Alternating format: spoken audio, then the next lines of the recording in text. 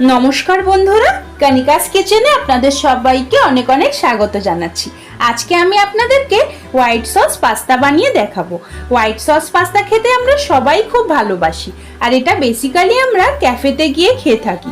তবে আজকের ভিডিওটি দেখার পর আপনারা বাড়িতেই খুব সহজভাবেই ক্যাফে স্টাইলের হোয়াইট সস পাস্তা বানিয়ে ফেলতে পারবেন। তাহলে চলুন বানানো শুরু করা যাক। সবার প্রথমে গামলার মধ্যে পর্যাপ্ত পরিমাণে জল দিয়ে জলটা হালকা একটু বয়েল হয়ে গেলে 1 চামচ পরিমাণে রিফাইন্ড অয়েল দিয়ে দিচ্ছি। এরপর দিয়ে দিচ্ছি স্বাদ অনুসারে লবণ। এখন জলটাকে ভালো করে ফুটতে দেব।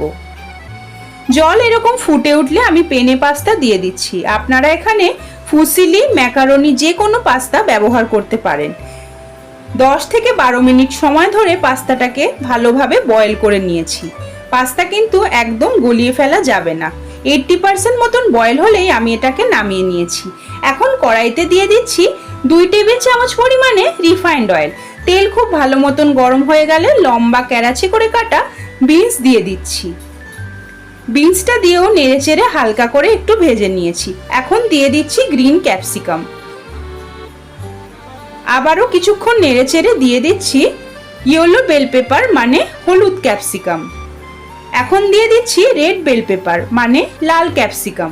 এখন নেড়ে চেড়ে হালকা করে এগুলোকে ভেজে নিচ্ছি।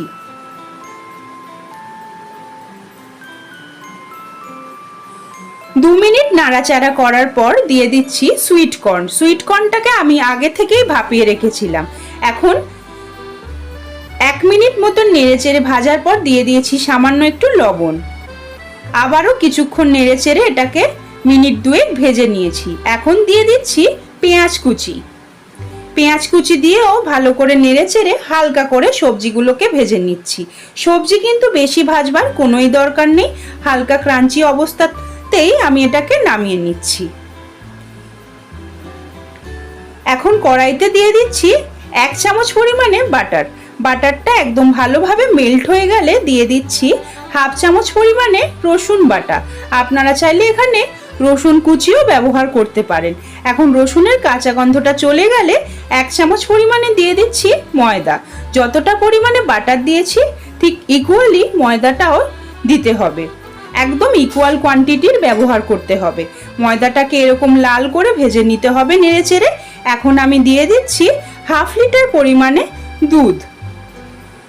এখন কনস্ট্যান্ট নেড়েচেড়ে হোয়াইট সসটাকে আমাদের তৈরি করে নিতে হবে।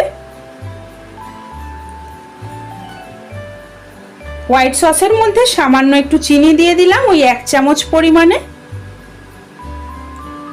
হোয়াইট সস আমাদের তৈরি হয়ে গেছে।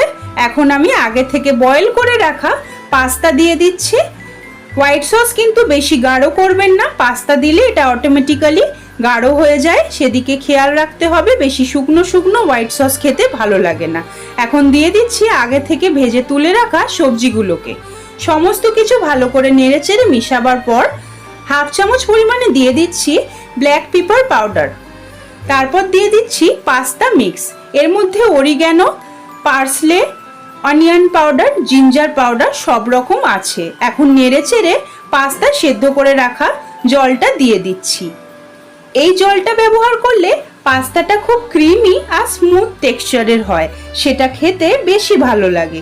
এখন সবকিছু নেড়েচেড়ে মিশিয়ে নিচ্ছি। এবার দিয়ে দিচ্ছি একটু মজারেলা চিজ। আপনারা চাইলে এখানে অন্য যে কোনো চিজ ব্যবহার করতে পারেন। চিজ ছাড়া কিন্তু পাস্তা খেতে ভালো লাগে না, সেই জন্য পাস্তায় আমি চিজ দিই। এখন সবকিছু ভালো করে মিশিয়ে নিয়েছি। পাস্তা আমাদের একদম তৈরি। এখন নামিয়ে নেওয়ার পালা। দেখে আশা করছি আপনারা অবশ্যই বুঝতে পারছেন যে আমাদের পাস্তাটা কি সুন্দর ক্রিমি তৈরি হয়েছে। এইরকম ক্যাফে স্টাইলের পাস্তা যদি বাড়িতেই বানিয়ে নেওয়া যায় তাহলে আর ক্যাফেতে কেন যাব, একদম বাড়িতেই কম খরচে বানিয়ে ফেলবো। আশা করছি আপনাদেরও খুব ভালো লেগেছে। ওপর থেকে আমি সাজাবার জন্য দিয়ে দিচ্ছি আরও কিছুটা পরিমাণে চিজ আর সামান্য একটু গোলমরিচের গুঁড়ো আর পাস্তা মিক্স। ওপর থেকে দিলে বেশি ভালো লাগে। খেতেও ভালো লাগে, দেখতেও ভালো লাগে। আশা করছি আমার এই রেসিপি আপনাদের সবাই খুব ভালো লেগেছে। ভালো লাগলে একটি লাইক করার অনুরোধ রইল। বাড়িতে বানিয়ে আমাকে কমেন্ট করে জানাবেন যে আপনাদের কেমন লাগলো। আমার চ্যানেলকে সাবস্ক্রাইব করে আমার পাশে থাকবেন। বন্ধুদের সঙ্গেও বেশি বেশি করে শেয়ার করবেন। আজকের মতন এই পর্যন্তই। আবারও হাজির হয়ে যাব নতুন কোনো রান্নার রেসিপি নিয়ে। সেই পর্যন্ত আপনারা সবাই খুব ভালো থাকবেন।